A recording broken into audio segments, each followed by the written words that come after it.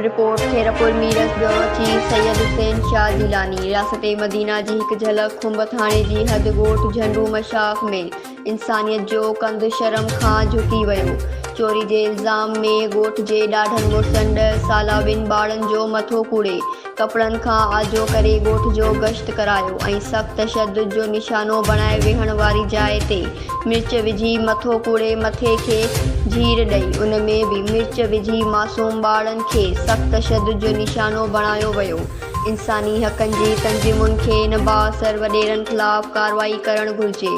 खुंब police वारे बाअसर गिरफ़्तार करणु चैलेंज बणिजी वियो। मामिलो दॿाइण जी कोशिश जॾहिं त पुलिस वॾेरे जी वांगारो बणियल, जॾहिं त मालिकनि पारां सखर SSP खेरपुर DIG सखर खे अपील कंदे चयो त असां ग़रीबनि सां जल्द खां जल्द इंसाफ़ कयो वञे।